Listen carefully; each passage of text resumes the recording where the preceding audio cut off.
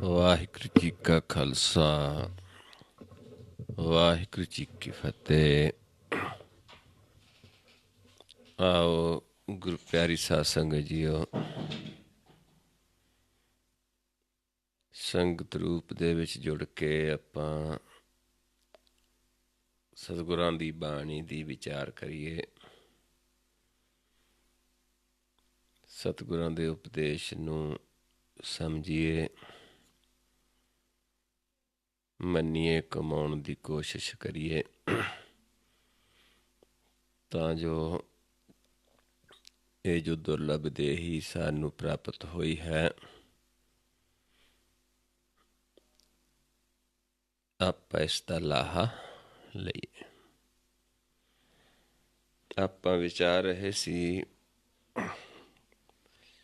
ਬਾਣੀ ਗੌੜੀ ਰਾਗ ਦੇ ਵਿੱਚ ਮਹੱਲੇ ਪੰਜਵੇਂ ਦੀ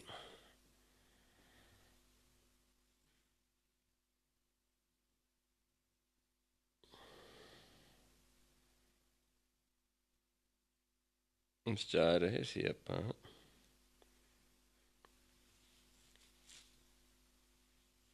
ਕਿ ਜਦੋਂ ਪ੍ਰਭੂ ਨੂੰ ਮਿਲਣੇ ਦੀ ਮਨ ਦੇ ਵਿੱਚ ਪ੍ਰੀਤ ਪੈਦਾ ਹੁੰਦੀ ਹੈ, ਫਿਰ ਲੋਚਦਾ ਹੈ ਜੀਵ ਕਿ ਕੋਈ ਐਸਾ ਸੰਤ ਮਿਲੇ, ਦੁਰਭਾਗੀ ਉਸ ਨੂੰ ਮੈਂ ਬੇਨਤੀ ਕਰਾਂ ਕਿ ਸਾਨੂੰ ਵੀ ਉਸ ਪ੍ਰਭੂ ਦੇ ਨਾਲ ਮਿਲਾਪ ਕਰਾਓ। ਤੇ ਫਿਰ ਜਦੋਂ ਪੂਰਵ ਜਨਮ ਦਾ ਸਾਡੇ ਸਮਾਂ ਆਉਂਦਾ ਹੈ, ਕੀਤੇ ਪੂਰਵ ਦੇ ਕਰਮਾਂ ਦੁਆਰਾ ਜਦੋਂ ਮਾਲਕ ਖੁਸ਼ ਹੁੰਦਾ ਹੈ, ਸਾਨੂੰ ਮਨੁੱਖਾ ਦੇਹੀ ਦਿੰਦਾ ਹੈ, ਫਿਰ ਸਮਾਂ ਆਉਣ 'ਤੇ ਸਾਧੂ ਜਨਾਂ ਦਾ ਮਿਲਾਪ ਕਰਵਾ ਦਿੰਦਾ ਹੈ ਅਤੇ ਫਿਰ ਸਾਨੂੰ ਗਿਆਨ ਦੁਆਰਾ ਮਨ ਜਾਗਦਾ ਹੈ, ਅਗਿਆਨਤਾ ਖਤਮ ਹੋ ਜਾਂਦੀ ਹੈ। ਪੂਰਬ ਕਰਮ ਅੰਕਰ ਜਬ ਪ੍ਰਗਟੇ, ਪੇਟਿਓ ਪੁਰਖ ਰਸਕ ਬੈਰਾਗੀ, ਮਿਟਿਓ ਅੰਧੇਰ ਮਿਲਤ ਹਰ ਨਾਨਕ, ਜਨਮ ਜਨਮ ਕੀ ਸੋਈ ਜਾਗੀ। ਸਾਡੀ ਸੁਰਤੀ ਸੁੱਤੀ ਸੀ, ਮਨ ਸੁੱਤਾ ਸੀ ਯੁਗਾਂ ਤੋਂ ਅਗਿਆਨਤਾ ਦੇ ਵਿੱਚ। ਜਦੋਂ ਫਿਰ ਕੋਈ ਸਾਧੂ ਜਨ ਗਿਆਨ ਦਿੰਦਾ ਹੈ, ਮਨ ਜਾਗਦਾ ਹੈ ਅਤੇ ਫਿਰ ਅੰਧੇਰਾ ਦੂਰ ਹੋ ਜਾਂਦਾ ਹੈ ਅਗਿਆਨਤਾ ਦਾ, ਅਤੇ ਪ੍ਰਕਾਸ਼ ਹੋ ਜਾਂਦਾ ਹੈ, ਗਿਆਨ ਹੋ ਜਾਂਦਾ ਹੈ। ਜਿਵੇਂ ਇੱਥੇ ਗੁਰਮੁਖਾਂ ਨੇ ਦੱਸਿਆ ਕਿ ਸਾਡੇ ਅੰਦਰ ਵੀ ਪ੍ਰੀਤ ਪੈਦਾ ਹੋਈ। ਫਿਰ ਜਦੋਂ ਸਮਾਂ ਆਇਆ, ਸਾਨੂੰ ਉਸ ਰਸਕ ਬੈਰਾਗੀ ਪੁਰਖ ਜੋ ਦੇ ਵਿੱਚ ਰਤਿਆ ਹੈ, ਜੋ ਉਸ ਦੇ ਰਸ ਨੂੰ ਮੰਨਦਾ ਹੈ, ਉਸ ਦਾ ਰਸੀਆ ਹੈ, ਉਸ ਦੁਆਰਾ ਫਿਰ ਸਾਡਾ ਮਨ ਵੀ ਜਾਗਿਆ, ਅਗਿਆਨਤਾ ਖਤਮ ਹੋਈ, ਅੰਧੇਰਾ ਖਤਮ ਹੋਇਆ। ਜਨਮਾਂ ਜਨਮਾਂ ਤੋਂ ਸੁੱਤਾ ਮਨ ਜਾਗ ਪੈਂਦਾ ਹੈ। ਇੱਥੇ ਤੱਕ ਆਪਾਂ ਕੱਲ੍ਹ ਵਿਚਾਰ ਕੀਤੀ ਸੀ। ਆਓ ਅਗਲਾ ਸ਼ਬਦ ਹੈ ਗੌੜੀ ਰਾਗ ਦੇ ਵਿੱਚ ਮਹੱਲੇ ਪੰਜਵੇਂ ਦਾ। ਨਿਕਸਰੇ ਪੰਖੀ ਸਿਮਰ ਹਰ ਪਾਂਖ, ਮਿਲ ਸਾਧੂ ਸਰਨ ਗਹੋ, ਪੂਰਨ ਰਾਮ ਰਤਨ ਹੀਰ ਸੰਗ ਰੱਖ। ਮਨ ਜਿਹੜਾ ਹੈ ਇਹ ਮਾਇਆ ਦੇ ਜਾਲ ਦੇ ਵਿੱਚ ਫਸ ਗਿਆ ਹੈ।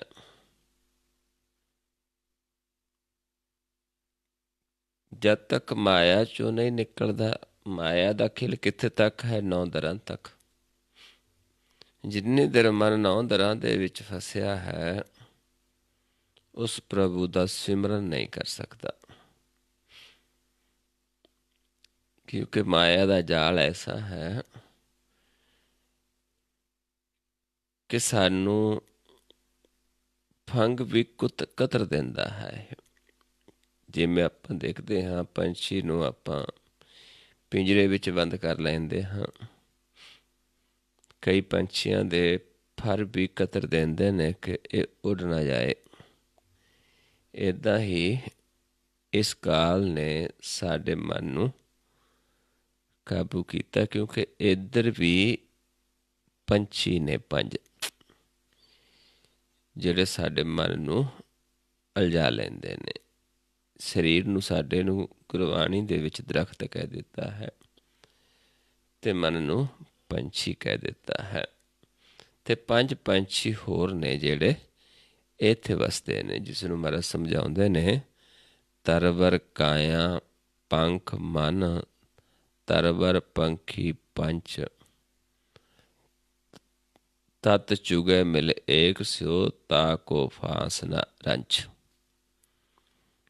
ਵੀ ਇੱਥੇ 5 ਪੰਛੀ ਜਿਹੜੇ ਕਾਮ, ਕ੍ਰੋਧ, ਲੋਭ, ਮੋਹ, ਹੰਕਾਰ ਨੇ, ਇਹ ਵੀ ਇਸ ਦਰੱਖਤ 'ਤੇ ਵਸਦੇ ਨੇ ਜਿੱਥੇ ਮਨ ਰਹਿੰਦਾ ਹੈ। ਮਨ ਵੀ ਪੰਛੀ ਹੈ। ਜੇ ਤਾਂ ਮਨ ਪ੍ਰਭੂ ਦੇ ਨਾਲ ਮਿਲਿਆ ਹੋਇਆ ਇੱਥੇ ਆ ਕੇ ਚੋਗਾ ਚੁਗਦਾ ਹੈ, ਫਿਰ ਉਸ ਨੂੰ ਫਸਾ ਨਹੀਂ ਸਕਦਾ ਕੋਈ। ਤਤ ਚੁਗੈ ਮਿਲ ਏਕ ਸਿਓ, ਤਾ ਕੋ ਫਾਸ ਨ ਰੰਚ, ਉੱਡੇ ਤਾਂ ਬੇਗੁਲ ਬੇਗੁਲੇ, ਤਾਕੈ ਚੋਕਣੀ। ਕਹਿੰਦੇ ਜੇ ਤਾਂ ਆਇਆ ਪ੍ਰਭੂ ਨਾਲ ਮਿਲਿਆ ਹੈ, ਚੋਗ ਚੋਗੀ ਕਿਤੇ ਉੱਡ ਗਿਆ, ਬਹੁਤਾ ਇੱਥੇ ਪਿਆਰ ਨਹੀਂ ਪਾਇਆ, ਫਿਰ ਤਾਂ ਉਹ ਨਹੀਂ ਫਸਦਾ।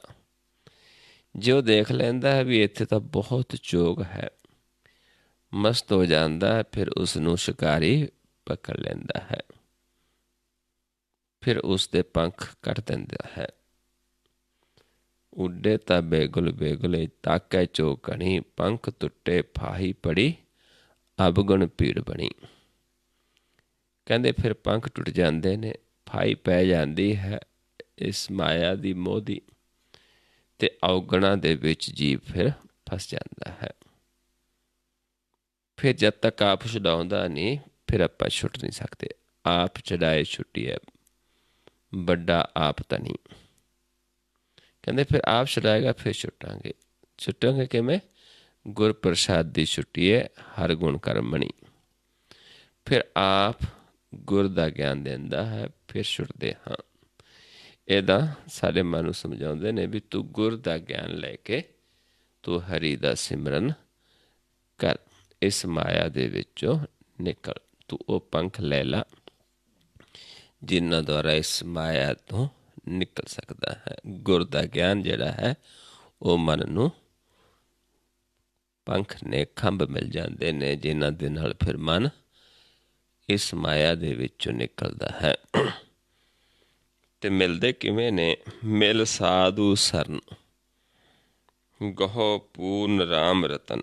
ਵੀ ਸਾਧੂ ਜਨਾਂ ਦੀ ਸਰਨ ਵਿੱਚ ਜਾਓ, ਉੱਥੇ ਫਿਰ ਉਹ ਰਾਮ ਰਤਨ ਜਿਹੜਾ ਪੂਰਨ ਨਾਮ ਹੈ ਪ੍ਰਭੂ ਦਾ, ਉਹ ਲੈ ਕੇ ਹੀਰੇ ਸੰਗ ਰਾਖ, ਉਹਨੂੰ ਹਿਰਦੇ ਦੇ ਵਿੱਚ ਵਸਾ ਕੇ ਰੱਖ। ਉਹ ਫਿਰ ਤੈਨੂੰ ਐਸੇ ਖੰਭ ਨੇ ਕਿ ਤੈਨੂੰ ਮਾਇਆ ਫਸਾ ਨਹੀਂ ਸਕਦੀ।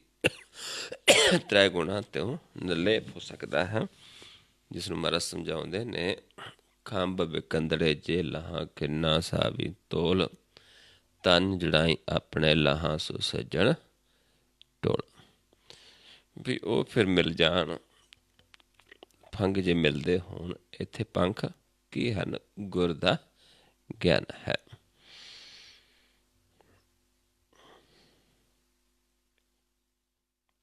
ਇਹ ਰਹੋ ਪੰਕਤੀਆਂ ਸੀ।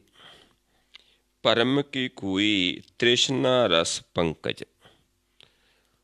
ਹੁਣ ਮਨ ਜਿੱਥੇ ਫਸਿਆ ਹੈ, ਇਸ ਜਿਹਦੇ ਵਿੱਚ ਫਸਿਆ, ਉਹ ਕੋਈ ਕਿਹੜੀ ਹੈ? ਪਰਮ ਦੀ। ਪਰਮ ਦੇ ਵਿੱਚ ਫਸਿਆ ਹੈ।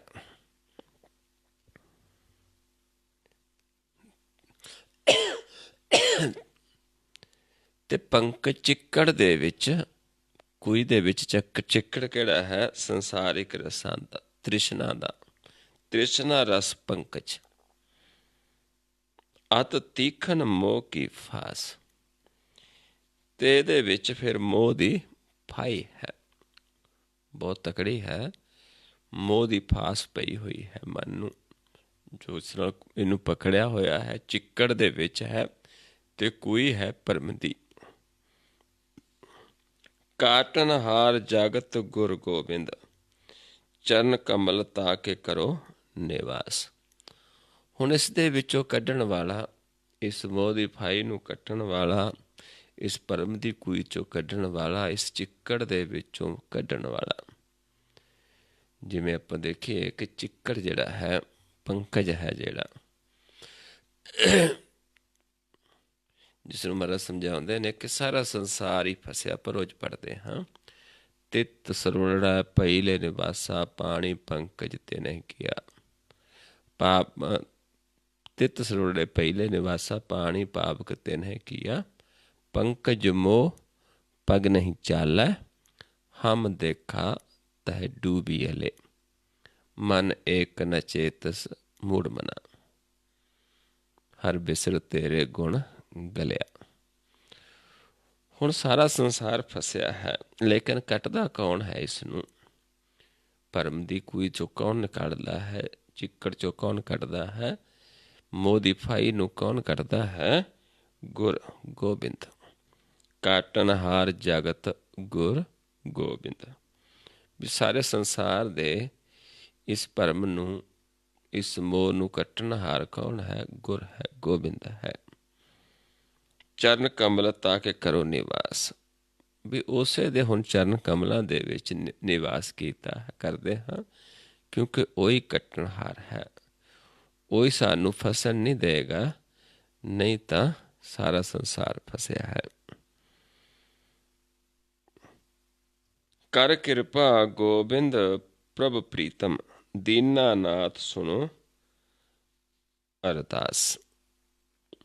ਵੀ ਉਸ ਪ੍ਰਭੂ ਦੇ ਜਦੋਂ ਚਰਨ ਕਮਲਾਂ 'ਚ ਜਾਂਦੇ ਹਾਂ, ਬੇਨਤੀ ਕਰਦੇ ਹਾਂ, ਨਿਵਾਸ ਕਰਦੇ ਹਾਂ, ਫਿਰ ਉਹ ਸਾਡੀ ਅਰਦਾਸ ਸੁਣਦਾ ਹੈ। ਕਰ ਕਿਰਪਾ ਗੋਬਿੰਦ ਪ੍ਰਭ ਪ੍ਰੀਤਮ, ਦੀਨਾਨਾਥ ਸੁਣੋ ਅਰਦਾਸ। ਵੀ ਹੇ ਪ੍ਰਭੂ, ਉਸਦੀ ਚਰਨਾਂ 'ਚ ਬੇਨਤੀ ਕਰਦੇ ਹਾਂ ਕਿ ਹੇ ਕਿਰਪਾ ਦੇ ਸਾਗਰ, ਹੇ ਗੋਬਿੰਦ, ਹੇ ਪ੍ਰਭੂ ਪ੍ਰੀਤਮ, ਦੀਨਾਂ ਦੇ ਨਾਥ, ਸਾਡੀ ਬੇਨਤੀ ਸੁਣੋ, ਮੇਰੀ ਬੇਨਤੀ ਸੁਣੋ। ਕਰ ਗਾ ਲਿਹੋ ਨਾਨਕ ਕੇ ਸੁਆਮੀ, ਜਿਉ ਪਿੰਡ ਸਭ ਤੁਮਰੀ ਰਾਸ। ਵੀ ਤੁਸੀਂ ਮੈਨੂੰ ਆਪਣਾ ਬਣਾ ਲਓ, ਮੇਰਾ ਸਾਰਾ ਕੁਛ ਤੇਰਾ, ਤੁਹਾਨੂੰ ਅਰਪਣ ਕਰਦਾ ਹਾਂ, ਕਿਉਂਕਿ ਤੇਰਾ ਹੀ ਦਿੱਤਾ ਹੈ, ਤੁਮਰਾ ਹੀ ਹੈ ਸਾਰਾ ਕੁਛ। ਇਸ ਕਰਕੇ ਸਾਨੂੰ ਆਪਣੇ ਚਰਨਾਂ ਦੇ ਵਿੱਚ ਰੱਖ ਲਵੋ, ਸਾਨੂੰ ਆਪਣੇ ਚਰਨਾਂ ਦੇ ਵਿੱਚ ਨਿਵਾਸ ਬਖਸ਼ ਲਿਓ, ਕਿਉਂਕਿ ਤੇਰੇ ਤੋਂ ਬਿਨਾਂ ਸਾਨੂੰ ਇਸ ਮਾਇਆ ਦੇ ਵਿੱਚੋਂ ਕੋਈ ਵੀ ਕੱਢਣ ਵਾਲਾ ਨਹੀਂ ਹੈ। ਇਸ ਮੋਹ ਦੀ ਫਾਈ ਨੂੰ ਕੱਟਣਹਾਰ ਕੋਈ ਨਹੀਂ ਹੈ। ਇੱਦਾਂ ਫਿਰ ਮਨ ਜਦੋਂ ਬੇਨਤੀ ਕਰਦਾ ਉਸ ਪ੍ਰਭੂ ਤੋਂ, ਫਿਰ ਹਰੀ ਸਾਨੂੰ ਰੋਹ ਪੰਕਤੀਆਂ ਦੇ ਵਿੱਚ ਸਾਧੂ ਜਨਾਂ ਦਾ ਸੰਖ ਦੇ ਕੇ ਫਿਰ ਉਹ ਪੰਖ ਦੇ ਦਿੰਦਾ ਹੈ, ਜਿਨ੍ਹਾਂ ਦੇ ਨਾਲ ਸਾਡਾ ਮਨ ਉਡਾਰੀ ਮਾਰ ਜਾਂਦਾ ਹੈ। ਮਾਇਆ 'ਚੋਂ ਉੱਡ ਕੇ ਕਿੱਥੇ ਜਾ ਵਸਦਾ? ਆਪਣੇ ਘਰ ਦੇ ਵਿੱਚ। ਫਿਰ ਪ੍ਰਭੂ ਦਾ ਸਿਮਰਨ ਕਰਦਾ ਹੈ। ਜਿੰਨੀ ਦੇਰ ਮਾਇਆ 'ਚ ਫਸਿਆ ਹੈ, ਪਰਮੇਸ਼ਰ ਦਾ ਸਿਮਰਨ ਮਨ ਨਹੀਂ ਕਰ ਸਕਦਾ, ਰਾਮ ਰਤਨ ਨੂੰ ਨਹੀਂ ਪਾ ਸਕਦਾ, ਜਦ ਤੱਕ ਇਸ 9 ਦਰਾਂ ਦੇ ਸਰੀਰ ਤੋਂ ਵੱਖ ਨਹੀਂ ਹੁੰਦਾ। ਇਹਨੂੰ ਮਹਾਰਾਜ ਸਮਝਾਉਂਦੇ ਨੇ, ਰਾਮ ਰਤਨ ਤੋਂ ਪਾਈਐ, ਜੋ ਪਹਿਲੇ ਤਜੈ ਸਰੀਰ।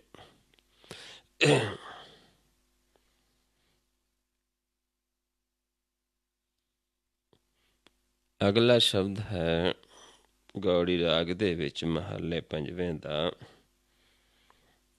ਹਰ ਪੇਖਣ ਕੋ ਸਿਮਰਤ ਮਨ ਮੇਰਾ, ਆਸ ਪਿਆਸੀ ਚਿਤ ਬੋ ਦਿਨ ਰਹਿਣੀ, ਹੈ ਕੋਈ ਸੰਤ ਮਿਲਾਵੇ ਨੇਰਾ। ਕਿ ਹਰੀ ਨੂੰ ਪੇਖਣ ਨੂੰ ਮੇਰਾ ਮਨ ਲੋਚਦਾ ਹੈ, ਸਿਮਰਦਾ ਹੈ, ਕਿਉਂਕਿ ਆਪਣੇ ਆਪ ਨਹੀਂ ਮਿਲਿਆ ਜਾਂਦਾ। ਜੇ ਅਸੀਂ ਲੋਚੀਏ ਵੀ, ਜਿੰਨਾ ਮਰਜ਼ੀ ਲੋਚੀਏ, ਸਿਮਰਨ ਕਰੀਏ, ਆਪਣੇ ਆਪ ਆਪਾਂ ਪ੍ਰਭੂ ਨੂੰ ਨਹੀਂ ਮਿਲ ਸਕਦੇ। ਮਹਾਰਾਜ ਸਮਝਾਉਂਦੇ ਨੇ ਵੀ ਜੇ ਆਪਣ ਲਿਆ ਮਿਲਦਾ ਹੁੰਦਾ, ਫਿਰ ਅਸੀਂ ਵਿਛੜਦੇ ਕਿਉਂ? ਆਪਣ ਲਿਆ ਜੇ ਮਿਲੈ, ਵਿਛੜ ਕਿਉਂ ਰਵਨ। ਸਾਧੂ ਸੰਗ ਪ੍ਰਾਪਤੇ, ਨਾਨਕ ਰੰਗ ਮਨਨ। ਫਿਰ ਆਪਾਂ ਵਿਛੜਦੇ ਨਾ, ਇਸ ਕਰਕੇ ਆਪਣੇ ਆਪ ਨਹੀਂ ਮਿਲਿਆ ਜਾਂਦਾ।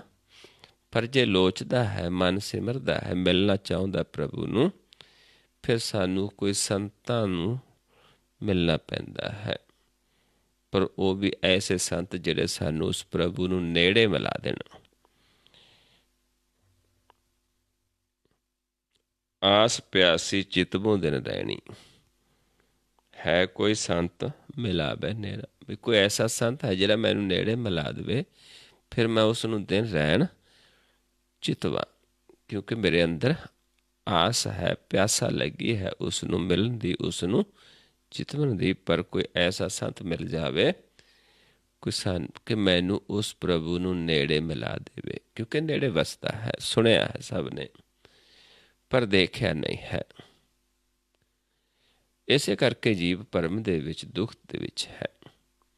ਮਹਾਰਾਜ ਸਮਝਾਉਂਦੇ ਨੇ, ਨਿਕਟ ਸੁਣਿਓ ਅਰ ਪੇਖਿਓ ਨਾਹੀਂ।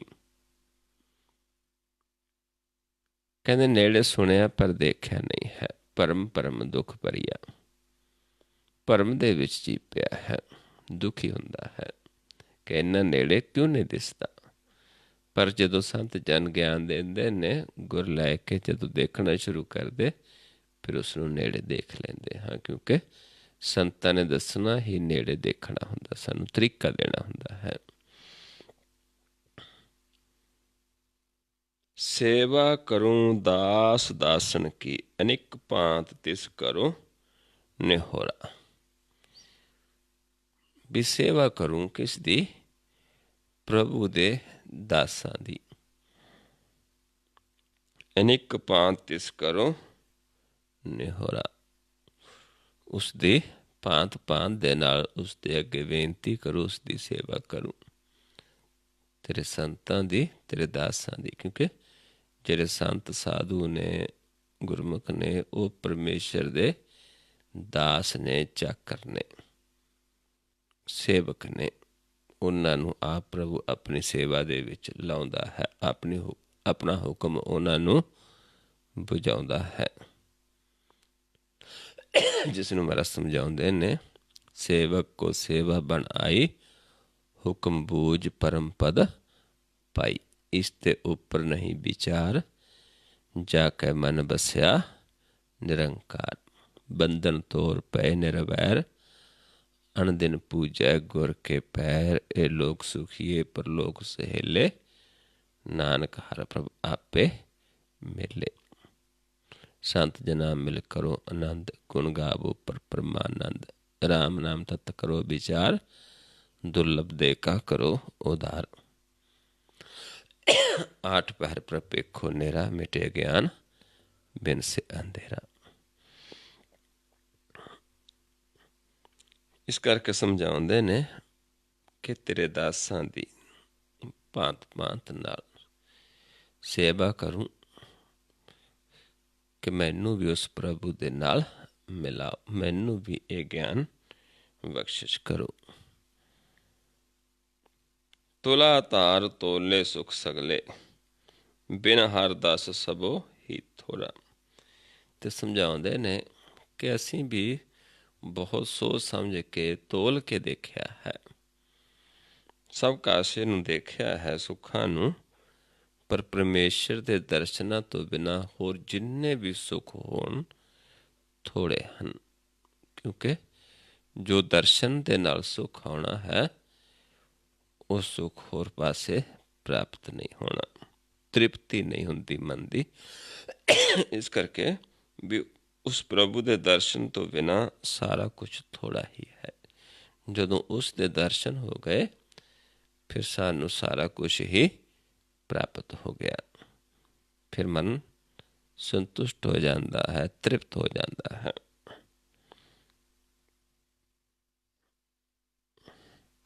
ਸੰਤ ਪ੍ਰਸਾਦ ਗਾਏ ਗੁਣ ਸਾਗਰ, ਜਨਮ ਜਨਮ ਕੇ ਜਾਤ ਬੋਹਰਾ।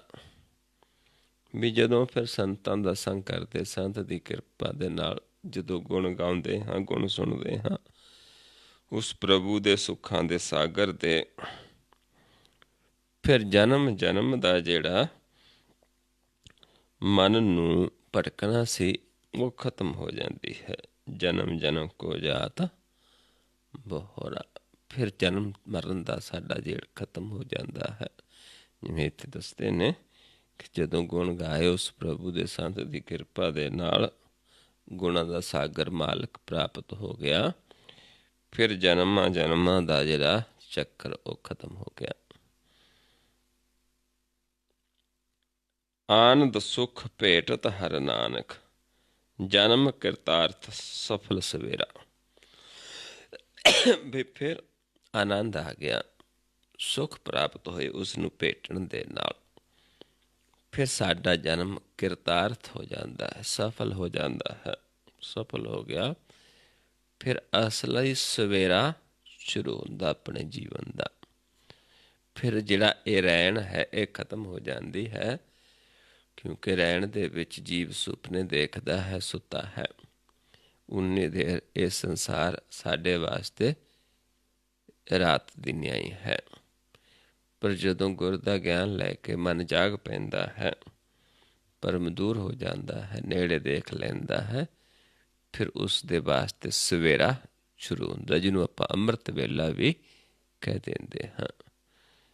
ਫਿਰ ਸਾਡੇ ਘਰ ਦੇ ਵਿੱਚ ਸਦਾ ਦਿਨ ਹੈ, ਉੱਥੇ ਰਾਤ ਨਹੀਂ ਤੇ ਇੱਥੇ ਰਾਤ ਹੈ, ਦਿਨ ਨਹੀਂ ਹੈ। ਮਤਲਬ ਸਮਝਾਉਂਦੇ ਨੇ ਉੱਥੇ ਦੇ ਇੱਥੇ ਸਭ ਰਾਤ।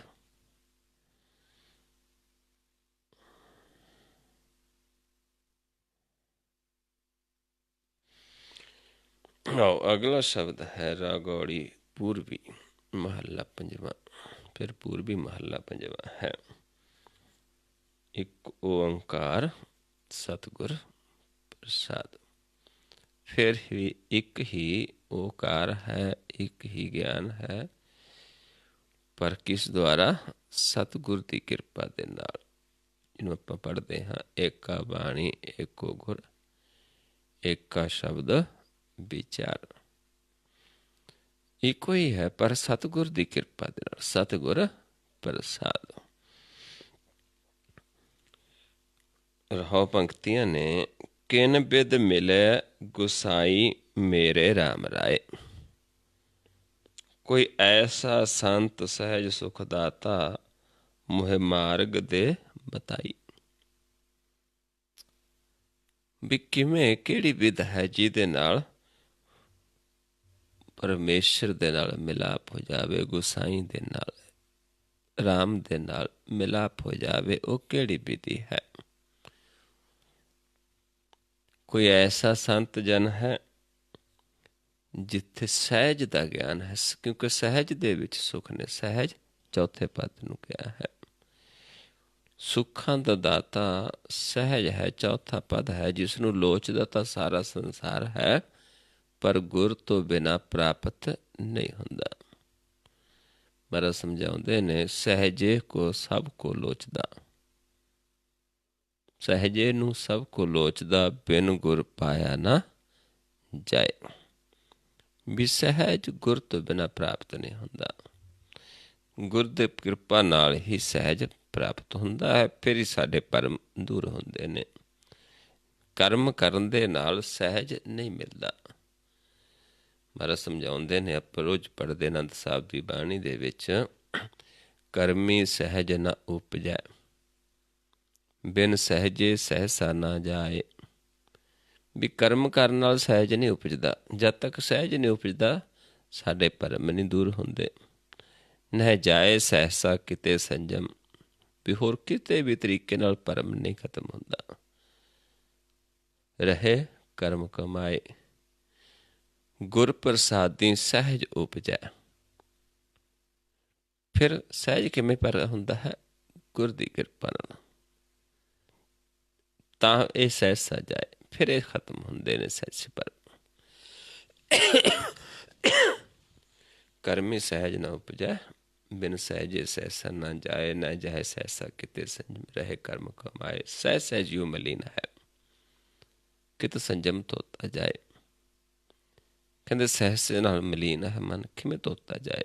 ਮਨ ਧੋਵੋ ਸ਼ਬਦ ਲਾਗੋ, ਹਰਸੋ ਰਹੋ ਚਿਤ ਲਾਏ। ਫਿਰ ਮਨ ਨੂੰ ਧੋਵਾਂਗੇ, ਸ਼ਬਦ ਨਾਲ ਲੱਗਾਂਗੇ, ਫਿਰ ਮਨ ਨਿਰਮਲ ਹੁੰਦਾ। ਹਰੀ ਦੇ ਨਾਲ ਚਿੱਤ ਜੋੜਾਂਗੇ। ਗੁਰ ਪ੍ਰਸਾਦੀ ਸਹਿਜ ਉਪਜੈ, ਇਹ ਸਹਿਸਾ ਇਹ ਵਿਚਾਏ। ਫਿਰ ਗੁਰ ਦੀ ਕਿਰਪਾ ਨਾਲ ਸਹਿਜ ਪ੍ਰਗਟ ਹੋ ਜਾਂਦਾ ਹੈ, ਫਿਰ ਸਾਡਾ ਭਰਮ ਖਤਮ ਹੁੰਦਾ ਹੈ। ਇਸ ਕਰਕੇ ਸਮਝਾਉਂਦੇ ਨੇ ਵੀ ਕੋਈ ਐਸਾ ਸੰਤ ਹੋਵੇ ਸਹਿਜ ਦਾ, ਸੁੱਖਾਂ ਦਾ ਦਾਤਾ, ਉਹ ਮੈਨੂੰ ਮਾਰਗ ਬਤਾ ਦੇਵੇ, ਮੋਹਿ ਮਾਰਗ ਦੇ ਬਤਾਈ। ਵੀ ਫਿਰ ਉਹ ਮਾਰਗ ਬਤਾਉਂਦਾ ਹੈ। ਪਰ ਕਿਹਨਾਂ ਨੂੰ? ਜਿਹੜੇ ਪੁੱਛਦੇ ਨੇ ਵੀ ਕਿਹੜੀ ਵਿਧ ਹੈ। ਸੰਤਾਂ ਤੋਂ ਪੁੱਛਦੇ ਨੇ ਵੀ ਕਿਹੜੀ ਵਿਧ ਹੈ, ਕਿਹੜੀ ਜੁਗਤ ਹੈ ਜਿਹਦੇ ਨਾਲ ਉਸ ਪ੍ਰਭੂ ਨੂੰ ਮਿਲਿਆ ਜਾਂਦਾ ਹੈ। ਕਿਉਂਕਿ ਜੁਗਤ ਹੈ, ਗੁਰ ਹੈ, ਜਿਹਦੇ ਨਾਲ ਆਪਾਂ ਮਿਲ ਸਕਦੇ ਹਾਂ। ਸਮਝਾਉਂਦੇ ਨੇ ਕਿ ਅਸੀਂ ਵੀ ਗਿਆਨ ਲਿਆ, ਸਾਨੂੰ ਵੀ ਸਤਿਗੁਰ ਨੇ ਵਿਧ ਸਮਝਾਈ ਹੈ, ਜੁਗਤੀ ਸੁਣੀ ਹੈ। ਜੋਗ ਜੁਗਤ ਸੁਣ ਆਇਓ ਗੁਰ ਪੈ, ਸਤਿਗੁਰ ਮੋਹ ਕੋ ਸ਼ਬਦ ਬੁਝਾਇਓ। ਉਹ ਸ਼ਬਦ ਦਾ ਗਿਆਨ ਦਿੰਦਾ ਹੈ।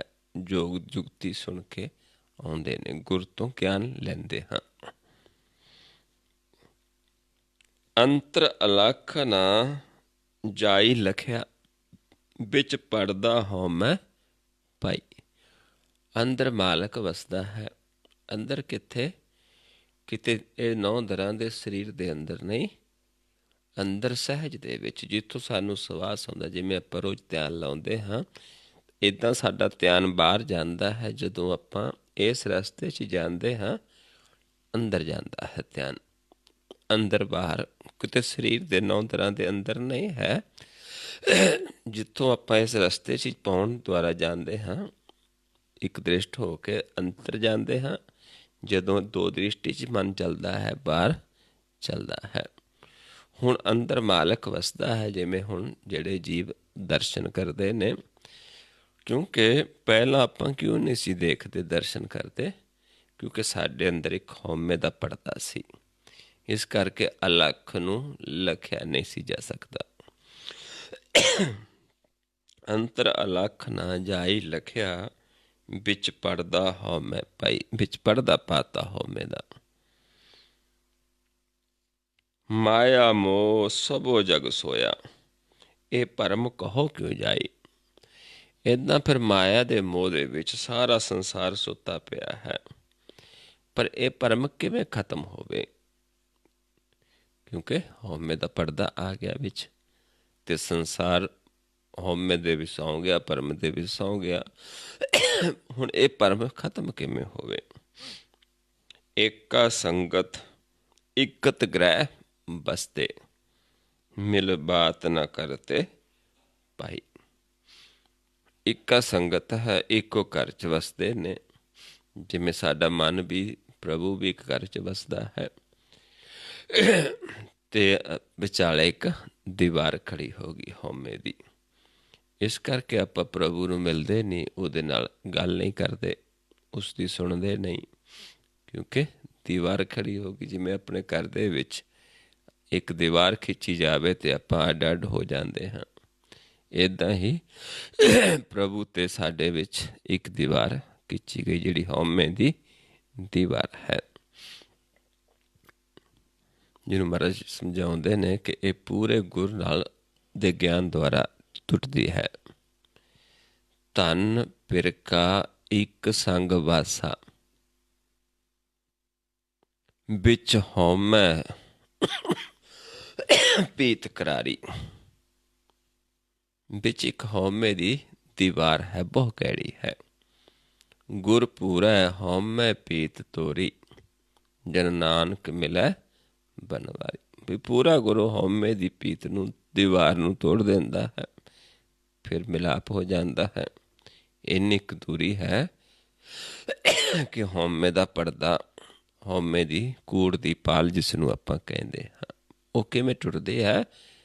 ਪ੍ਰਭੂ ਦੀ ਰਜਾ ਦੇ ਵਿੱਚ ਚੱਲਣ ਦੇ ਨਾਲ, ਗੁਰ ਦੀ ਰਜਾ ਦੇ ਵਿੱਚ ਚੱਲਣ ਨਾਲ। ਕਿਵ ਸਚਿਆਰਾ ਹੋਈਐ, ਕਿਵ ਕੂੜਾ ਟੁੱਟੈ ਪਾਲ, ਹੁਕਮ ਰਜਾਈ ਚੱਲਣਾ, ਨਾਨਕ ਲਿਖਿਆ ਨਾਲ। ਜਦੋਂ ਹੁਕਮ ਚੱਲਦੇ ਹਾਂ, ਰਜਾ ਚੱਲਦੇ ਹਾਂ, ਫਿਰ ਇਹ ਹਉਮੈ ਦੀ ਦੀਵਾਰ ਟੁੱਟਦੀ ਹੈ। ਏਕ ਬਸਤ ਬਿਨ ਪੰਚ ਦੇਹਲੇ, ਉਹ ਬਸਤ ਅਗੋਚਰ ਠਾਈ। ਹੁਣ ਇੱਕ ਵਸਤ ਤੋਂ ਬਿਨਾਂ ਸਾਡਾ ਜਿਹੜਾ ਦੁਖੀ ਹੁੰਦੇ ਨੇ, ਦੁਹੇਲੇ ਹੁੰਦੇ ਨੇ ਪੰਜ। ਰਸਨਾ ਵੀ ਉਹਦੀ ਗੱਲ ਨਹੀਂ ਕਰ ਸਕਦੀ, ਨੇਤਰ ਵੀ ਉਸ ਨੂੰ ਨਹੀਂ ਦੇਖ ਸਕਦੇ, ਕੰਨ ਵੀ ਨਹੀਂ ਸੁਣ ਸਕਦੇ। ਇਸ ਕਰਕੇ ਆਪਾਂ ਦਰਸ਼ਨ ਕਰਨਾ ਚਾਹੁੰਦੇ, ਮਿਲਣਾ ਚਾਹੁੰਦੇ, ਉਹਦੇ ਬਾਰੇ ਸੁਣਨਾ ਚਾਹੁੰਦੇ, ਉਹਦੀ ਸਿਫਤ ਸਲਾਹ ਕਰਨੀ ਚਾਹੁੰਦੇ ਹਾਂ। ਲੇਕਿਨ ਜਦ ਤੱਕ ਸਾਨੂੰ ਗੁਰ ਨਹੀਂ ਮਿਲਦਾ, ਗਿਆਨ ਨਹੀਂ ਮਿਲਦਾ, ਦੇਖ ਨਹੀਂ ਸਕਦੇ, ਤੇ ਆਪਾਂ ਨਾ ਨੇਤਰ ਸਾਡੇ ਤ੍ਰਿਪਤ ਹੋ ਸਕਦੇ ਦੇਖ ਕੇ, ਨਾ ਕੰਨ ਜਿਹੜੇ ਸੱਚੇ ਹੋ ਸਕਦੇ, ਤੇ ਨਾ ਰਸਨਾ ਉਹਦੇ ਰਸ ਨੂੰ ਪੀ ਸਕਦੀ ਹੈ। ਜਿਸ ਨੂੰ ਆਪਾਂ ਪੜ੍ਹਦੇ ਹਾਂ ਆਨੰਦ ਸਾਹਿਬ ਦੀ ਬਾਣੀ ਦੇ ਵਿੱਚ, ਜਿਸ ਕਾਰਜ ਵਾਸਤੇ ਸਾਨੂੰ ਕੰਨ ਦਿੱਤੇ ਸੀ, ਉਹ ਗਿਆਨ ਅਸੀਂ ਨਹੀਂ ਸੁਣਦੇ। ਇਹ ਸਰਵਣੋ ਮੇਰੇ ਸਾਚੇ ਸੁਣਨੇ ਨੂੰ ਪਠਾਏ, ਸਾਚੇ ਸੁਣਨੇ ਨੂੰ ਪਠਾਏ, ਸਰੀਰ ਲਾਏ ਸੁਣੋ ਸਤਬਾਣੀ, ਜਿਤ ਸੁਣੀ ਤਨ ਮਨ ਹਰਿਆ ਹੋਆ, ਰਸਨਾ ਹਰ ਰਸ ਸਮਾਣੀ। ਸੱਚ ਅਲਖ ਵੇੜਾਣੀ, ਤਾਂ ਕਿ ਗਤ ਕਹੀ ਨਾ ਜਾਏ, ਕਹਿ ਨਾਨਕ ਅੰਮ੍ਰਿਤ ਨਾਮ ਸੁਣੋ ਪਵਿੱਤਰ ਹੋਵੋ, ਸਾਚੇ ਸੁਣਨੇ ਨੂੰ ਪਠਾਏ। ਜਦ ਤੱਕ ਆਪਾਂ ਉਹ ਗਿਆਨ ਨਹੀਂ ਸੁਣਦੇ ਕੰਨਾਂ ਦੁਆਰਾ, ਕੰਨ ਵੀ ਦੁਹੇਲੇ ਨੇ। ਵਸਤ ਦਾ ਇੱਕ ਦਾ ਹੀ ਗਿਆਨ ਸੁਣਨਾ ਹੈ, ਗੁਰ ਦਾ ਗਿਆਨ ਲੈਣਾ ਹੈ, ਉਸ ਤੋਂ ਬਿਨਾਂ। ਤੇ ਜਿਹੜੇ ਨੇਤਰ ਨੇ ਉਹਨੂੰ ਦੇਖ ਨਹੀਂ ਸਕਦੇ। ਉਹ ਗੁਰਦੁਆਰਾ ਦੇਖਣਾ ਸੀ, ਜਿਸ ਨੂੰ ਆਪਾਂ ਰੋਜ਼ ਪੜ੍ਹਦੇ ਹਾਂ।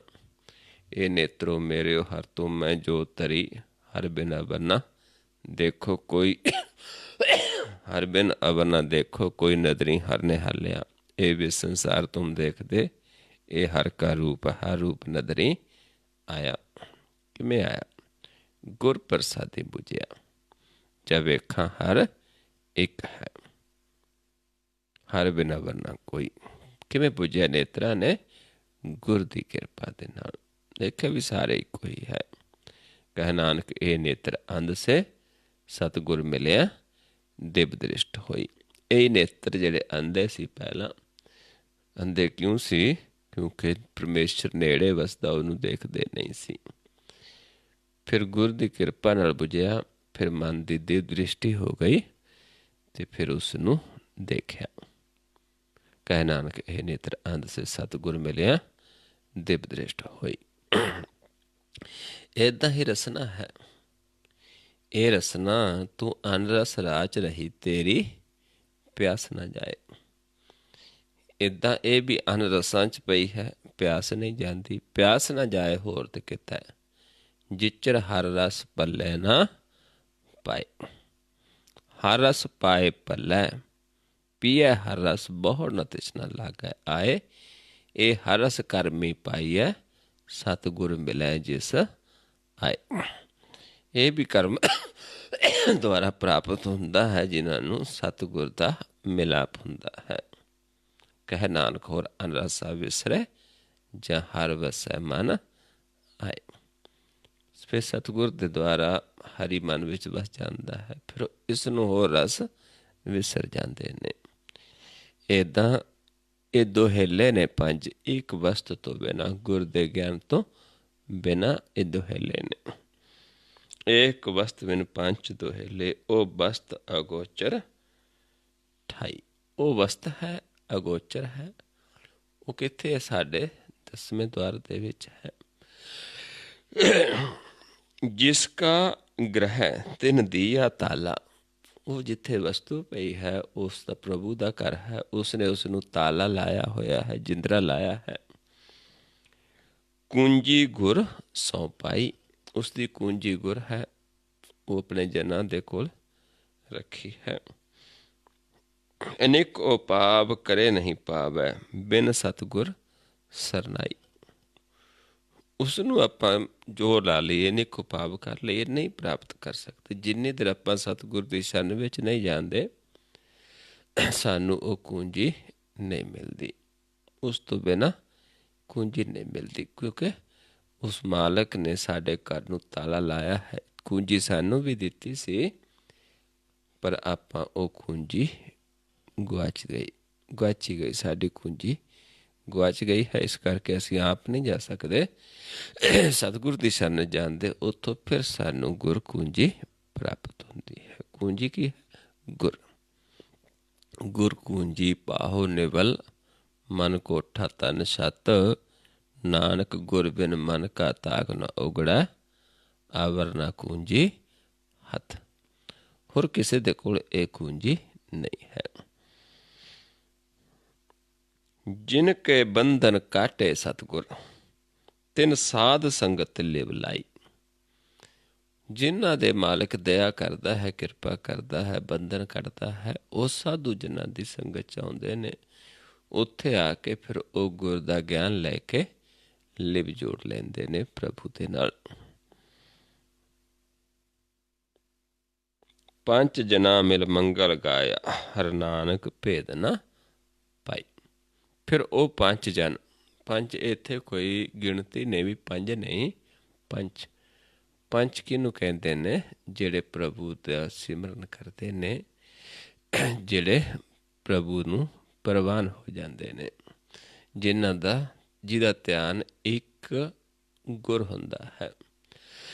ਜਿਵੇਂ ਨੇਤਰਾਂ ਦੁਆਰਾ ਦੇਖਦੇ ਹਾਂ, ਕੰਨਾਂ ਨਾਲ ਸੁਣਦੇ ਹਾਂ, ਰਸਨਾ ਨਾਲ ਬੋਲਦੇ ਹਾਂ, ਇੱਦਾਂ ਫਿਰ ਇਹ ਗੁਣ ਗਾਇਆ ਜਾਂਦਾ ਹੈ ਜਿਹੜੇ ਉੱਥੇ ਪ੍ਰਵਾਨ ਨੇ, ਜਿਹਨੂੰ ਮਹਾਰਾਜ ਸਮਝਾਉਂਦੇ ਨੇ, ਪ੍ਰਭ ਕੋ ਸਿਮਰੈ ਸੇ ਜਨ ਪ੍ਰਵਾਨ, ਪ੍ਰਭ ਕੋ ਸਿਮਰੈ ਸੇ ਪੁਰਖ ਪ੍ਰਧਾਨ।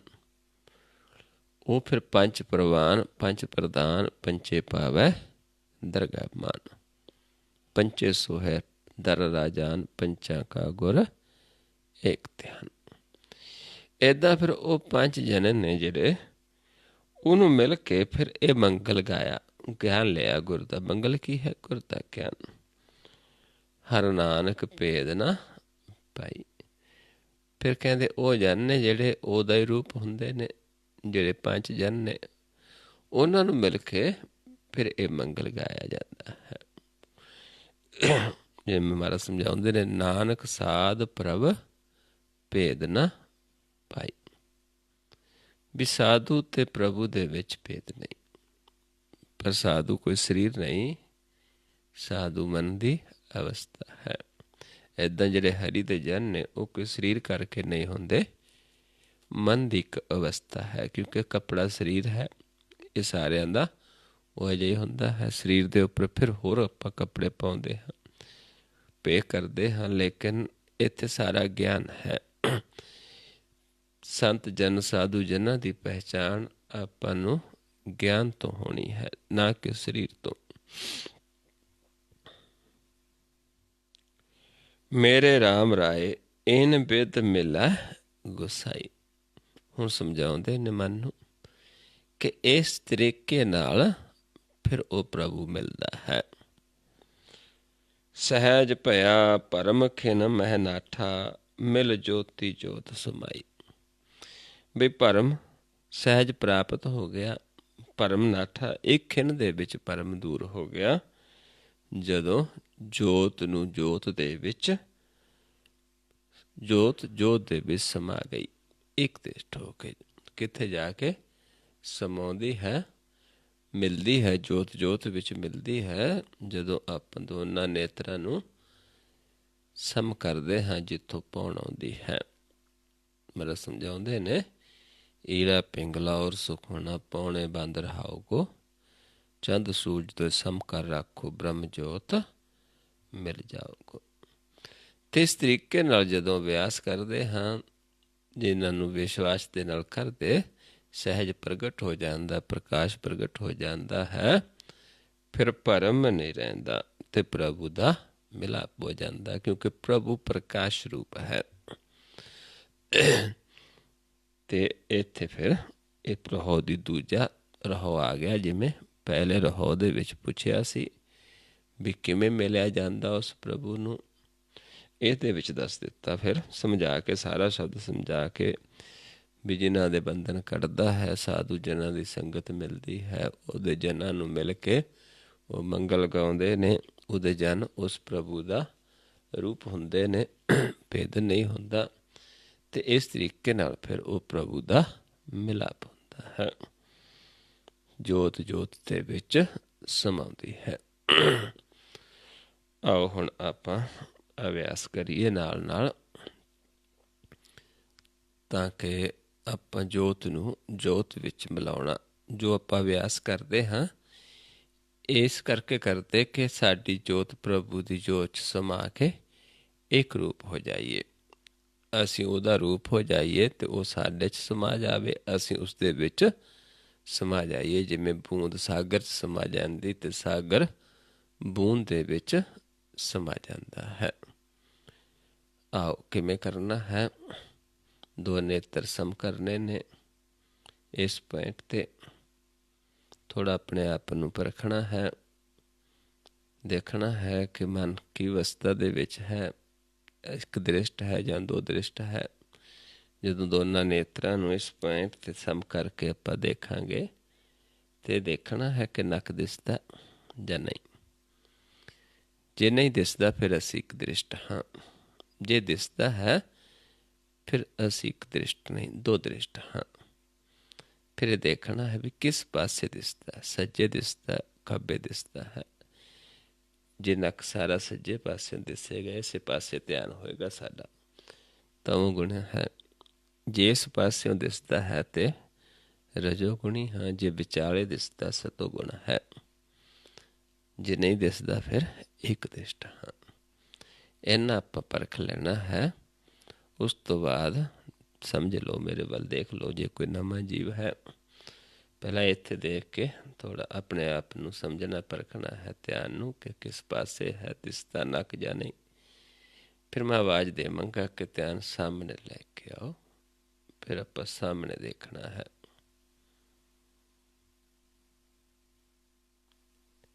ਫਿਰ ਆਵਾਜ਼ ਦੇਵਾਂਗਾ ਕਿ ਧਿਆਨ ਨੂੰ ਮਸਤਕ ਦੇ ਸਾਹਮਣੇ ਲੈ ਜਾਓ। ਫਿਰ ਪਲਕਾਂ ਉੱਤੇ ਚੁੱਕ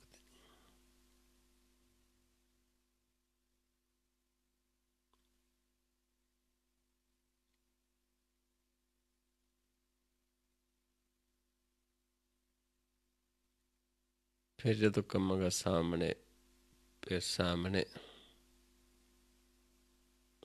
ਫਿਰ ਜਦੋਂ ਕਹਾਂਗਾ ਸਮ ਕਰਕੇ ਦੇਖੋ, ਫਿਰ ਇਸ ਪੁਆਇੰਟ 'ਤੇ ਸਮ ਕਰਕੇ ਦੇਖਣਾ ਹੈ। ਜੇ ਕੋਈ ਨਵਾਂ ਜੀਵ ਜਿਸ ਨੂੰ ਪਹਿਲਾਂ ਨੱਕ ਦਿਸਦਾ ਸੀ, ਉਸਨੇ ਫਿਰ ਦੇਖਣਾ ਹੈ ਕਿ ਨੱਕ ਦਿਸਣੋਂ ਹਟ ਗਿਆ। ਜੇ ਦਿਸਣੋਂ ਹਟ ਗਿਆ ਫਿਰ ਉਹ ਇੱਕ ਦ੍ਰਿਸ਼ਟ ਹੋ ਗਿਆ। ਜਾਂ ਇਸ ਪਾਸੇ ਹਲਕੀ ਹਲਕੀ ਪਰਛਾਈ, ਇੱਕ ਪਰਛਾਈ ਟੈਪ ਪਰਛਾਵਾਂ ਜਿਹਾ ਨਜ਼ਰ ਆ ਸਕਦਾ ਹੈ, ਉਹ ਵੀ ਇੱਕ ਦ੍ਰਿਸ਼ਟ 'ਤੇ ਹੀ ਆਉਂਦਾ ਹੈ, ਕਿਉਂਕਿ ਇਸੇ ਪਾਸੇ ਫਿਰ ਸਾਨੂੰ ਪ੍ਰਕਾਸ਼ ਚਮਕਣਾ ਹੈ। ਸ਼ੀਸ਼ੇ ਦੀ ਤਰ੍ਹਾਂ ਨੱਕ ਨੇ ਇਸ ਪਾਸੇ ਚਮਕ ਜਾਣਾ ਹੈ। ਇਸ ਪਾਸੇ ਸਾਡੀ ਸੁਖਮਨਾ ਪ੍ਰਗਟ ਹੋ ਜਾਂਦੀ ਹੈ ਜੋ ਗੁਪਤ ਹੈ। ਸੋ ਆਓ ਕਰੀਏ। ਪਹਿਲਾਂ ਨੇਤਰ ਸਮ ਕਰੋ।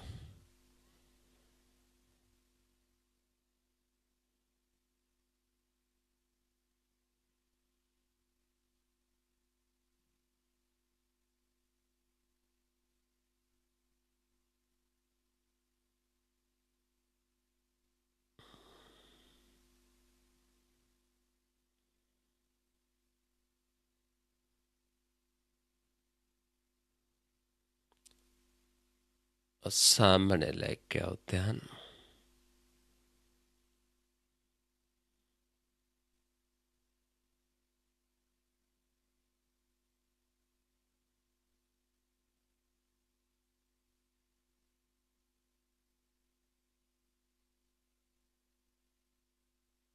ਮਸਤਕ ਦੇ ਸਾਹਮਣੇ ਲੈ ਜਾਓ, ਪਲਕਾਂ ਉੱਤੇ ਚੁੱਕ ਦੋ।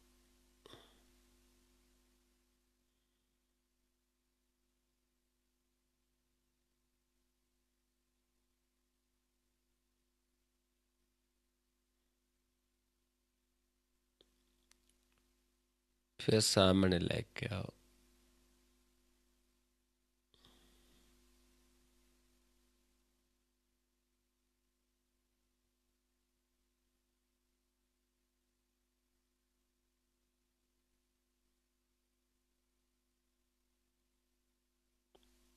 ਫਿਰ ਨੱਕ ਤੇ ਸਮ ਕਰਕੇ ਦੇਖੋ।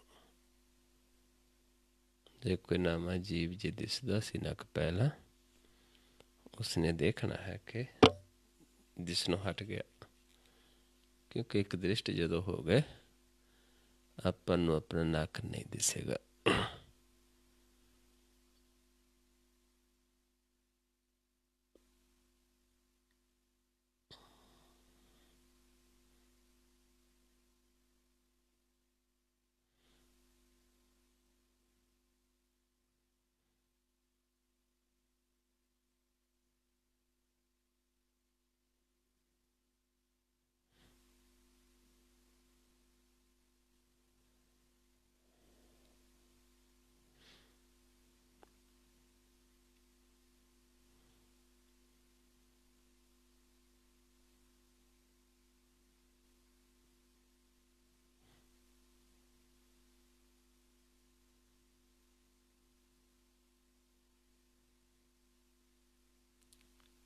ਨੀਚੇ ਲੈ ਜੋ ਧਿਆਨ,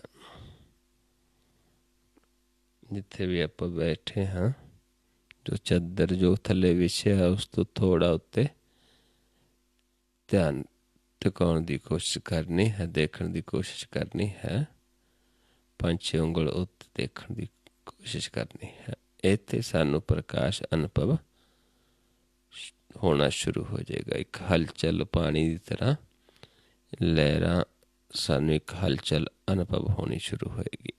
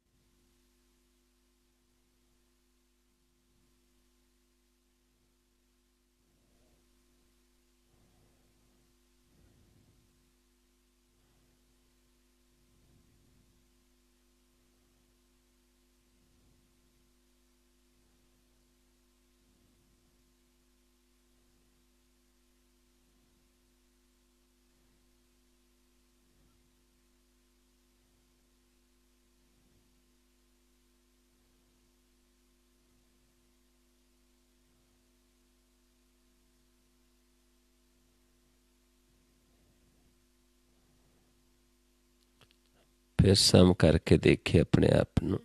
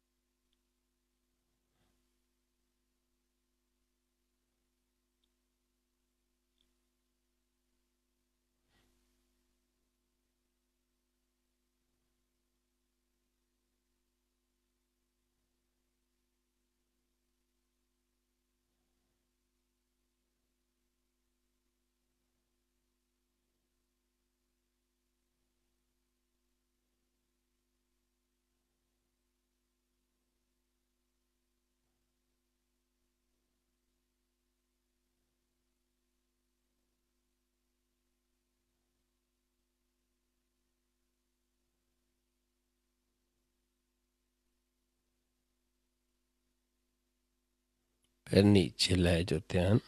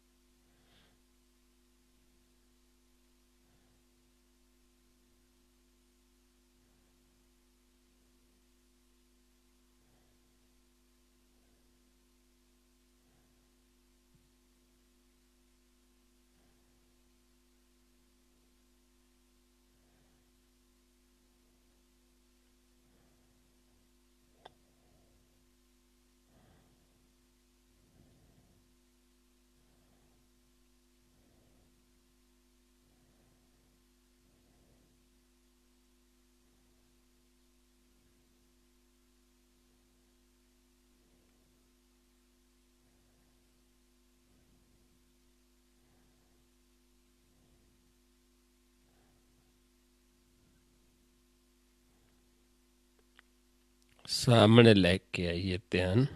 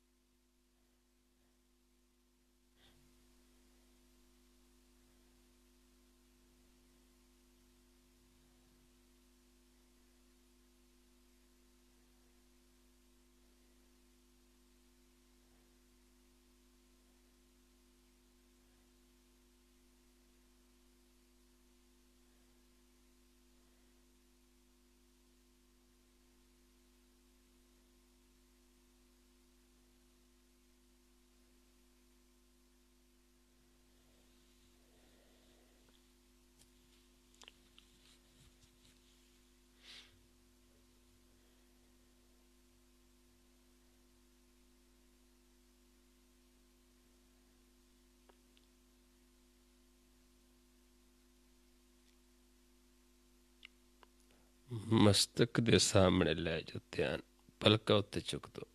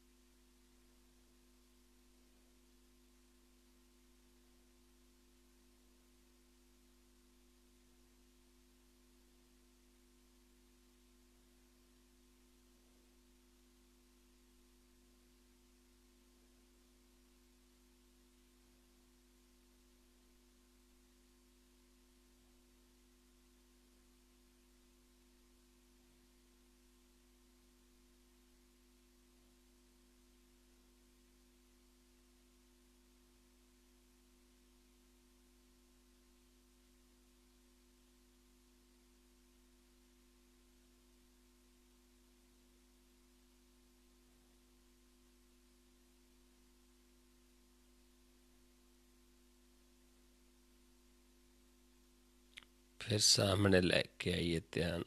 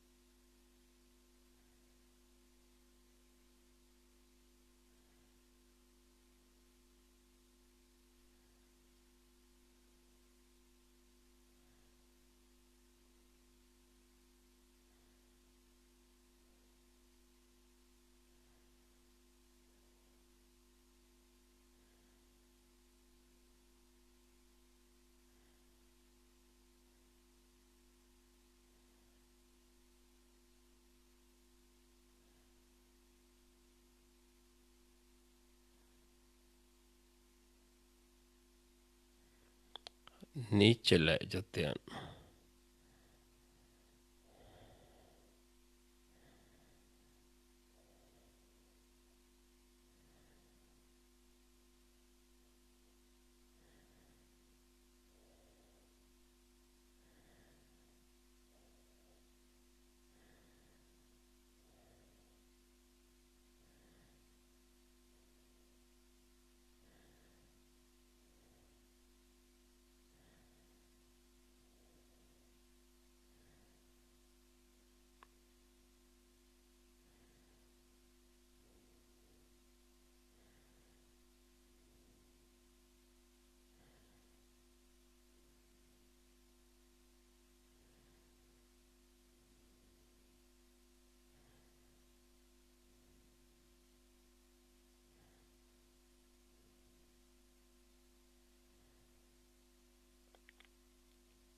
ਸਮ ਕਰਕੇ ਦੇਖੀਏ ਆਪਣੇ ਆਪ ਨੂੰ।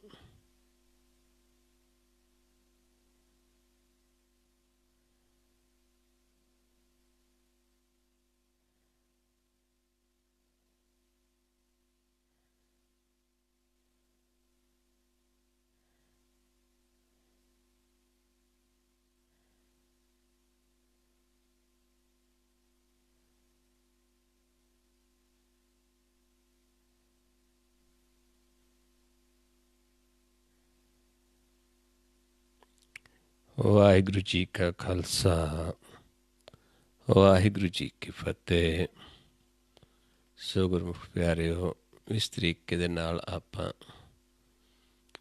ਅਭਿਆਸ ਕਰਨਾ ਹੈ ਤਾਂ ਕਿ ਸਾਨੂੰ ਵੀ ਸਹਿਜ ਪ੍ਰਗਟ ਹੋ ਜਾਵੇ।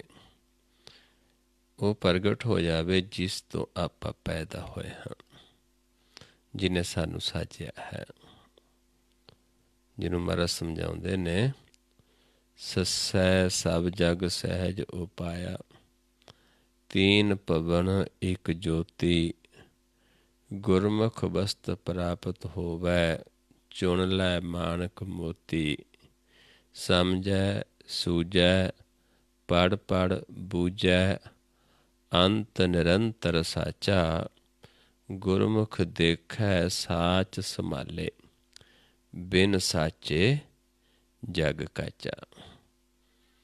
ਸੋ ਇੰਨੇ ਕੁ ਵਿਚਾਰ ਕਰਦੇ ਹਾਂ। ਬਹੁਤ ਸਾਰੀਆਂ ਭੁੱਲਾਂ ਹੋ ਜਾਂਦੀਆਂ ਹਨ। ਆਪ ਸੰਗਤ ਸਤਿਗੁਰੂ ਜੀ ਬਖਸ਼ਣਯੋਗ ਹੋ, ਬਖਸ਼ ਲੈਣਾ ਜੀ। ਵਾਹਿਗੁਰੂ ਜੀ ਕਾ ਖਾਲਸਾ, ਵਾਹਿਗੁਰੂ ਜੀ ਕੀ ਫਤਿਹ।